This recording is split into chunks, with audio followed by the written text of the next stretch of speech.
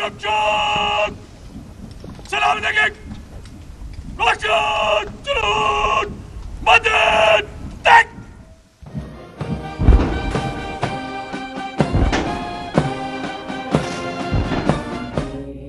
দিল্লীত ৭৬ সংখ্যক গণৰাজ্য দিৱস উদযাপনত প্ৰদৰ্শন হ'ল ভাৰতৰ শৌৰ্য বীৰ্যৰ আৰু সংস্কৃতি।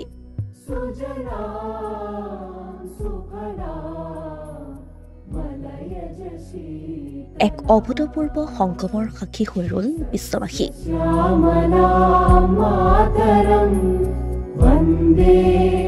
প্ৰথমবাৰৰ বাবে দেখা গ'ল নৌসেনা, বায়ুসেনা, ভাৰতীয় সেনাৰ যৌথ শক্তি প্ৰদৰ্শন।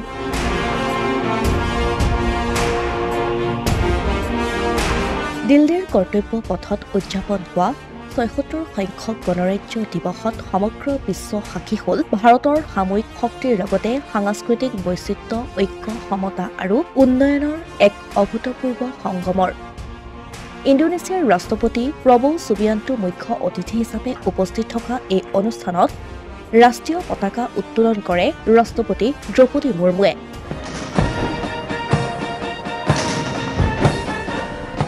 লগতে প্ৰধানমন্ত্ৰী নৰেন্দ্ৰ মোদীয়ে ৰাষ্ট্ৰীয় যুদ্ধ স্মাৰকত শ্বহীদসকলক শ্ৰদ্ধাঞ্জলি জ্ঞাপন কৰে। পেৰেডত ৩০০গৰাকী শিল্পীয়ে ভাৰতীয় বিভিন্ন বাদ্যযন্ত্ৰত সংগীত পৰিৱেশন কৰাৰ সমান্তৰালকৈ হেলিকপ্টাৰৰ পৰা পুষ্পবৃষ্টি কৰা হয়। আৰু ইয়াৰ পাছতেই ঐতিহ্য আৰু উন্নয়ন বিষয়বস্তুৰে সজোৱা ৩১টা শোভাযাত্ৰা দেখিবলৈ পোৱা যায়। প্ৰায় ৫,০০০ শিল্পীয়ে ভাৰতৰ বিভিন্ন নৃত্যশৈলী প্ৰদৰ্শন কৰে।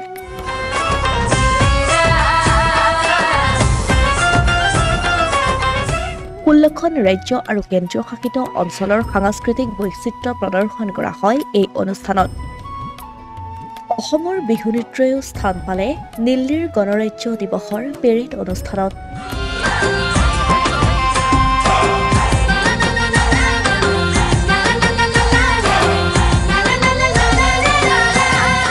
এই অনুষ্ঠানত ট্ৰেকত মটৰচাইকেলত ষ্টাণ্ট কৰা দেখিবলৈ পোৱা গ'ল দ্য ডেয়াৰ ডেভিলছক। ভাৰতীয় বায়ুসেনাৰ যুদ্ধ বিমান আৰু হেলিকপ্টাৰে আকাশত এক আকাশী প্ৰদৰ্শন কৰা দেখিবলৈ পোৱা গ'ল এই অনুষ্ঠানত। এই প্ৰদৰ্শনত প্ৰায় ৪০খন বায়ুসেনাৰ বিমানে অংশগ্ৰহণ কৰে। প্ৰথমবাৰৰ বাবে গণৰাজ্য দিৱসৰ পেৰেড অনুষ্ঠানত ভাৰতীয় সেনা, ভাৰতীয় বায়ুসেনা আৰু ভাৰতীয় নৌসেনাৰ যৌথ শক্তি প্ৰদৰ্শন দেখিবলৈ পোৱা যায়। And anti-submarine warfare aircraft equipped with the state-of-the-art sensors and weaponry, including indigenous equipment, making it the most potent maritime platform.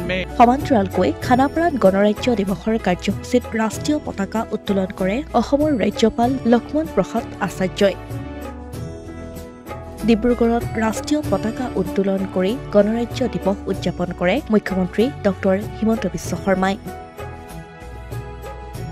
Asomiya Pratidin digital desk.